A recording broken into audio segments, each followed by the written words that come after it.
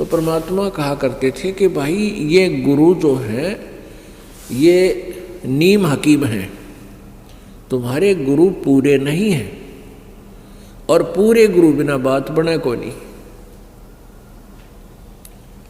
अब ये बात परमात्मा की धीरे धीरे काफी चर्चा का विषय बन गया।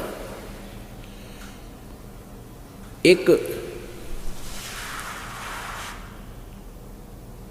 गुजरात के अंदर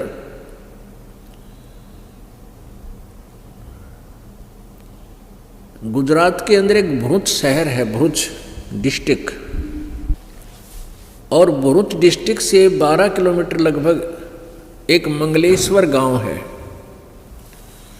और वहाँ पर ये नर्मदा नदी एक टापू बना देती है। जमीन का एक 800-900 एकड़ का जो क्षेत्र है उसके चारों तरफ से यानी दोनों तरफ से जाके आगे मिल जाती है, उसको अपने घेरे में डाल रखा है, उसको टापू बोलते हैं। तो उसके अंदर उसके अंदर 30-40 घरों का गांव था। पहले छोटे छोटे झोपड़ियाँ हुआ करती थी और जल का आसरा लेकर ही वो वहाँ रहा करते थे। तो उसके अंदर उस टापू में अर्थात 800-900 एकड़ जो जगह थी वहाँ पर 30-40 घरों का एक गांव था, और उसमें जीवा दत्ता नाम के 2 ब्राह्मण भाई रहा करते थे, और भी ब्राह्मण परिवार थे उसमें। अब वो जीवा और तत्वा, उसको दत्ता भी बोल देते हैं, तय को दय भी बोल देते हैं। तो हम संत लैंग्वेज में जीवा और दत्ता बोलते हैं। वो बहुत परमात्मा के चाहने वाले थे। परमात्मा की चाह के अंदर वो इतने मगन थे कि जगह जगह जाते थे, संतों के सत्संग सुना करते थे। अब जहाँ भी वो जाते थे तो ये बताया जाता था कि गुरु बिन मोक्ष नहीं हो सकता, और फिर ये भी कहते थे कि पूरा गुरु हो, क्योंकि परमेश्वर कबीर जी से भयभीत होकर के वो सभी संत मंडलेश्वर ब्राह्मण ऋषि ये शब्द भी कहने लग गए थे कि अभी गुरु पूरा हो, पूरे बिना बात बने कोई नहीं। और अपने आप को फिर पूरा सिद्ध करने के लिए बहुत से उदाहरण दिया करते थे।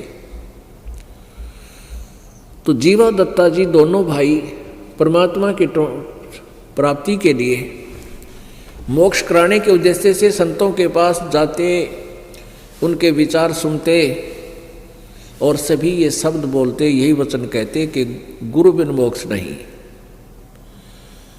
और गुरु पूरा हो। तब उन दोनों भाइयों ने सोचा भी हम जहाँ भी जाते हैं, जिस भी ऋषि महर्षि के, संत के, मंडलेश्वर के, गुरु के, ब्राह्मण के वचन सुनते हैं, हमने तो वो सारे अच्छे लगे हैं। यानी प्रत्येक संत ज्ञान देता है, भगवान की चर्चा करता है, हमें तो सभी अच्छे लगते हैं। लेकिन ये पहचान हम कैसे करें कि इनमें पूरा कौन सा है? सभी अपने आप को पूरा बताते हैं, इनकी वे ऑफ वर्शिप भिन्न भिन्न है, इनके ज्ञान में भी अंतर है। तो ये कैसे निर्णय करें कि गुरु पूरा है? तो उन्होंने सोचा भी देखो मनुष्य जीवन में बार बार मिला को नहीं, क्योंकि ज्ञान जो सत्संग सुनाया जाता है, जो जहाँ भी कोई सुनाता है, तो यही कहते हैं भी मानुष जन्म बार बार प्राप्त नहीं होता। 84 लाख योनियों के अंदर धक्के खाकर दुख उठा करके एक बार मानव शरीर प्राप्त होता है, और मानव शरीर प्राप्त करके परमात्मा की भक्ति नहीं की तो जीवन व्यर्थ हो जाता है। तो पुण्यात्मा जो होती है उनको ये छोटी सी बात ही बहुत ज़्यादा चुभ जाती है, वो भयभीत हो जाते हैं, हे भगवान क्या होगा यदि अब के मोक्ष नहीं हुआ तो ना जाने कितनी बार कुत्ते गधे सुअर की योनियां प्राप्त करनी पड़ेंगी। इस दृष्टिकोण से इस मानव जीवन को सफल करने के उद्देश्य से जीवा और दत्ता ने अपने आप सोचा कि हे भगवान, हमें पूरा गुरु मिलाओ। हम पूरे गुरु को समझ नहीं पा रहे हैं, कैसे पहचान करें। तो उन्होंने आप पर एक डिसीजन ले लिया, एक वट वृक्ष की यानी बड़ की एक सूखी लकड़ी वह नीचे पड़ी थी टूटी हुई काफ़ी दिनों से, उसको उठा के अपने आंगन में जैसे पौधा लगाया करे, जो बना के गड्ढा खोद के और उसमें लगा दी, वह गाड़ दी वो सूखा खूंड। और फिर उन्होंने के विचार किया कि इस सूखे खूंड में, इस सूखी डारी में, टहनी में हम मंडलेश्वर संतों के चरण धो के और चरणामृत डालेंगे। यदि चरणामृत डालने से यह सूखी टहनी हरी होगी, हम उसको पूरा गुरु मान लेंगे। वैसे पुण्यात्माओं, ये कोई तरीका नहीं था पूरे गुरु की पहचान का, पर वो भोले वाले थे, श्रद्धा गणी थी भगवान में, और पूर्ण परमात्मा और पूरे गुरु के लिए वो तड़फ रहे थे। तो परमात्मा अपनी ऐसी आत्माओं के लिए कोई ना कोई तरीका बनाता है। उन्होंने क्या किया, किसी भी मंडलेश्वर के पास जाते और उनसे उपदेश की प्रार्थना करते, उनके चरण धोके और अपने पात्र में डाल लाते। अब चरणामृत तो कोई भी दे देता है, गुरु संत आके उसमें डालते हैं। कई एक को अपने घर पर भी बुला देते, कोई आसपास जा रहा होता, वहाँ पहले उनके चरण धोते, आहार कराते और उस लकड़ी में पानी डालते, कुछ नहीं हुआ। ऐसे कई वर्ष बीत गए। अब उन दोनों भाइयों ने प्रार्थना की रोकर एक परमात्मा, हे मालिक, पूरा गुरु कोई है नहीं, क्योंकि हमारी टहनी हरी हुई नहीं इनके चरणामृत से, और पूरे गुरु के बिना ये मानुष जीवन व्यर्थ हो जाएगा। ये परमेश्वर, या तो पूरा गुरु मिले और नहीं तो हम अपने दास के इस शरीरों को, हम दोनों भाइयों के शरीर को, मनुष्य जीवन को खत्म कर दो, इसको खत्म कर दो परमात्मा, और उस समय शेष जन्म देना हमारा ये मनुष्य जीवन का, जिस समय पृथ्वी पर कोई पूर्ण संत आया हुआ हो। वर्तमान में पृथ्वी पर कोई भी पूर्ण संत नहीं है। इतना कह करके घंटों रोए, घंटों रोए। अब पुण्यात्माओं, जब आपको तड़प होगी भगवान के पाने की, फिर आप जी का यही हाल होगा। परमात्मा पाने के लिए राजाओं ने राज त्याग दिया और शरीर का कोई ध्यान नहीं दिया, कठिन से कठिन तप किए। तो उसी सतिथि, ये सतिथि उन्हीं पुण्यात्माओं की होती है जो पुनर्जन्म से भी भक्ति करते हुए आ रहे हैं। कहते हैं, संतों से साधा से ती मस्करी और चोरा नाल खुशहाल, ये तो मल अखाड़ा जीतेंगे युगन युगन के माल। ये जो निकम्मी आत्मा है वो संतों के साथ बदमाशी करते हैं, मजाक करते हैं, उनको तंग करते हैं, और उन चोरा नाल खुशहाल जो नकली संत हैं, बकवाद करते फिर हैं, उन तरह जी रहे, उनके साथ प्रसन्न रहते हैं और कहते हैं मल अखाड़ा जीतेंगे ये युगन युगन के माल। माल मीन रेसलर, पहलवान। पहलवान वही होता है जो पहले एक्सरसाइज करता है, प्रैक्टिस कर रहा होता है। तो आप कई जन्मों से ये रिहर्सल करते आ रहे हो, आप कई जन्मों से भगवान के अखाड़े के माल हो, पहलवान हो। तो ऐसे ही वो जीवा और दत्ता भी वो युगन युगन के माल थे। उन्हीं में ये प्रेरणा होती है परमात्मा के पाने की। जैसे मीराबाई युगन युगन की माल थी, ना समाज देखा केवल भगवान देखा, चाहे कुछ भी हो, मारो चाहे छोड़ो। तो ये माल होते, ये पहलवान थे मालिक के पाड़े के और सफल हुए। ऐसे ही जीवा दत्ता वो युगन युगन के युगा युगा से वो पहलवानी यानी भक्ति करते हुए आ रहे थे, और उस भक्ति ने फिर अंगड़ाई ली पिछली पुण्य ने, और बहुत तड़पते 6 महीने तक लगभग फिर रोते रहे, ये भगवान या तो ये शरीर छूट जा या कोई संत मिलाओ मालिक। एक दिन क्या हुआ, परमेश्वर कहते हैं सोचल छिदर मैं करूं अपने जन के काज, गोता मारूं स्वर्ग में जा बैठूं पाताल, कहे कबीर ढूंढता फिरूं अपने हीरे माणिक लाल। वो लाल ने को ढूंढने के लिए मालिक वहाँ पहुँच गए। दोपहर के समय उनकी उस झोंपड़ियों में यानी उसकी गली में चले जा रहे हैं। अब जीवा बाहर आया, जीवा ने देखा कि एक संत आ रहा है। उसने अपने भाई से जाकर कहा कि भाई एक संत आ रहा है, आपकी आज्ञा हो तो उसे बुला लाऊं। अब दत्ता ने कहा कि भाई आपने देख लिया, मंडलेश्वरों को भी देख लिया हमने, इनके पास कुछ नहीं है, और क्यों जख्म नया करे और कई दिन रोना पड़ेगा, कुछ ना पावे इनके पास। अब वो क्या देखा कि वो परमात्मा उनके गली के उनके घर के आगे से आगे को चले गए, जैसे किसी का घर पूछ रहे हों, ढूंढ रहे हों। तो दत्ता बार बार जीवा के कहने से दत्ता बाहर गया। जीवा बड़ा भाई था दत्ता का।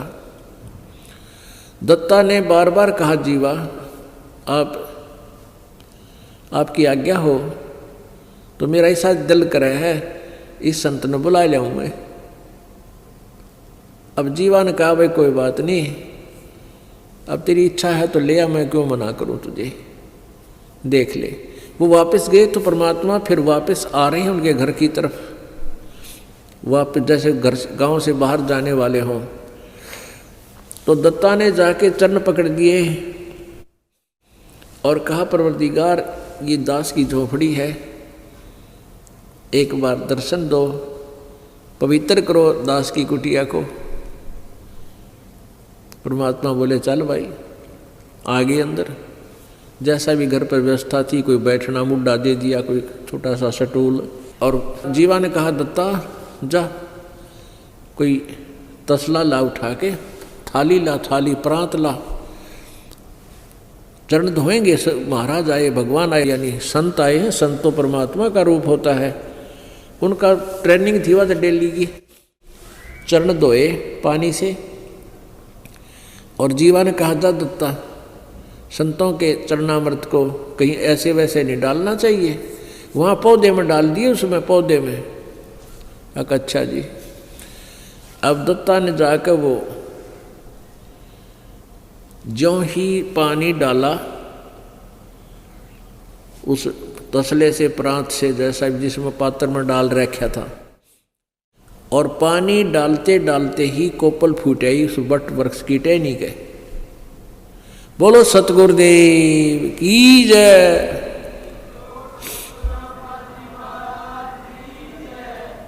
अब दत्ता ने आवाज लगाई जीवा दौड़ के आना, जीवा जल्दी आ। जीवा गया, क्या देख भगवान आगे, आज जिसकी चाह थी वो मिल गया हमारे को। अब देखे थोड़ी देर में पूरी कोपल फूट गई, हुए इतने लंबे लंबे पत्ते हो गए, सूखी टहनी गए। अब दोनों ने एक एक पैर पकड़ लिया, एक एक पैर पकड़ लिया, रोआ बुरी तरह, मुंह की तरफ देखे भगवान आप कहाँ छुपे थे, हे परमात्मा आप कहाँ छुपे थे, हमने तो सोच लिया था कि ये जीवन बर्बाद होगा, और यही प्रार्थना करते थे भगवान या तो इस जीवन हमारा अंत कर दे, इस मनुष्य जीवन का, फिर दे देना जीवन, फिर जन्म देना मालिक जब कभी परम संत यहाँ आए हों। हमने सोच लिया था इस पृथ्वी पर कोई संत नहीं रहा। परमात्मा ने कहा कबीर जी ने कि भाई बच्चा, अगर पृथ्वी पर संत ना होगा, इसमें आग लग जाएगी, यहाँ रह नहीं सकता प्राणी। ये तो संत यहाँ मैं रखता हूँ एक आध अपना भक्त, प्यारी आत्मा या स्वयं आता हूँ, जिससे पृथ्वी पर बैलेंस बना रहता है। और बेटा जब पृथ्वी पर संत नहीं होगा तो इसमें आग लग जाएगी, पूरी पृथ्वी कट कर मर जा, आपस में इतना बुरा हाल हो जाएगा। तब उन्होंने कहा कि हे परमात्मा, हमने तो आपकी बहुत इंतज़ार करी, आप नहीं आते तो हम 6 महीने और ज़्यादा जीवित रहते, क्योंकि सूख का कांटा हो गए थे और उनका जो है बुरा हाल था। अब दोनों ने उपदेश लिया,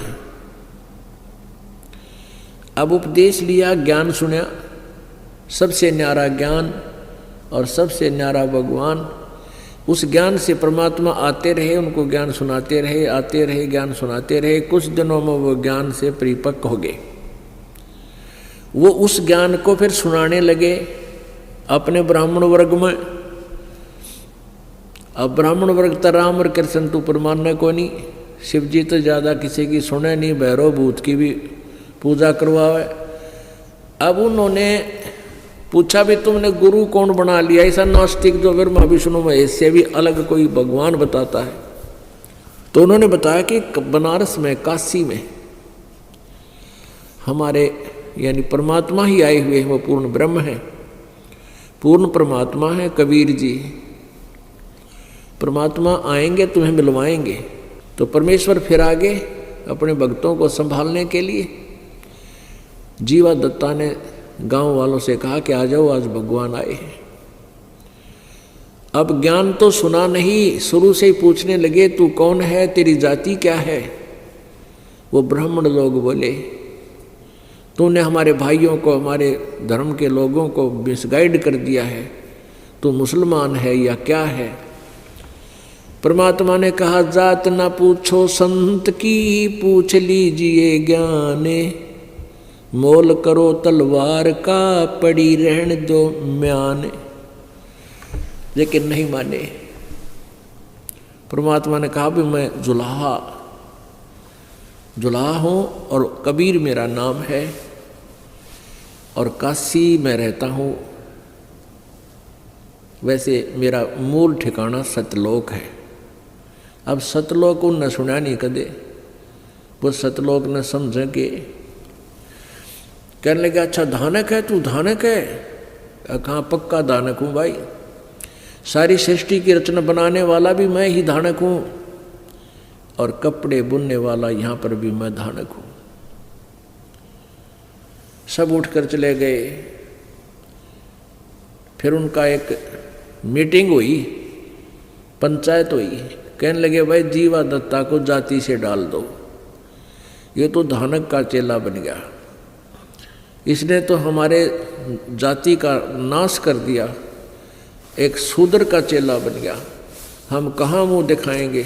उनने कर दिया फैसला, सुना दिया फरमान कि जीवा और दत्ता का आपस में भाईचारा बंद, ओका पानी बंद, और कोई नहीं बात करे इनकी। इन तय सब जगह चिट्ठी लिख कर भेज दी। अब दोनों बहुत दुखी हो गए। लेकिन ज्ञान ऐसा है परमात्मा का, सारा संसार रुष्ट हो जावे, ये मार्ग नहीं छूट सकता। फिर वो माल थे, मीराबाई की तरह युगन युगन के माल थे, पहलवान थे, और माल वही हो जो सबने ढा दे।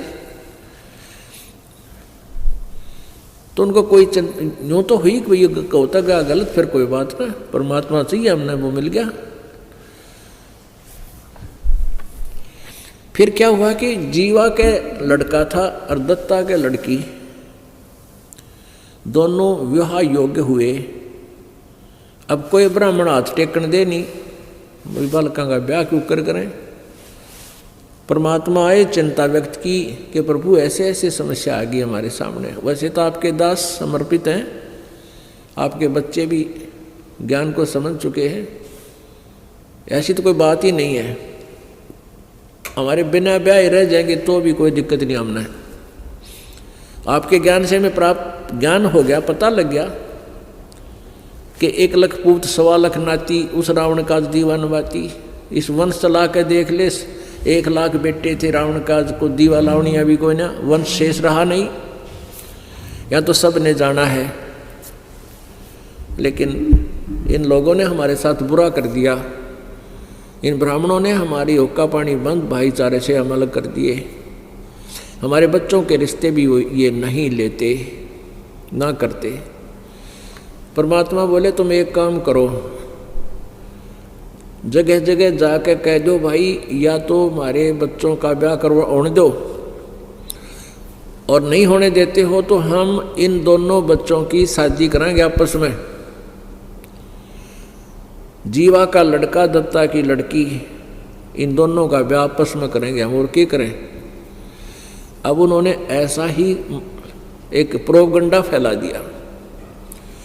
अब ब्राह्मणा की फिर पंचायत हुई, भाई जमानास हो गया, बाण भाई का ब्याह होगा कि तुम मुँह दिखावांगे। उनकी पंचायत होगी।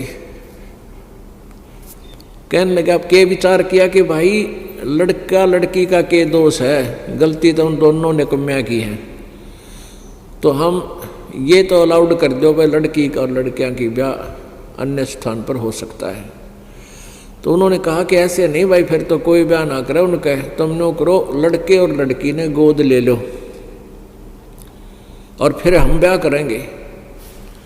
तो वो आए सारे इकट्ठे हो गए कि खबरदार दे, तुमने आपस में ऐसा दीन भ्रष्ट किया तो, और ये लड़के लड़की तो हमारे हैं, ये लड़का लड़की हमें दो, हम इनको गोद लेते हैं, हम शादी करेंगे इनकी कितना करें ढंग से, तुमने इससे कोई लेना देना नहीं।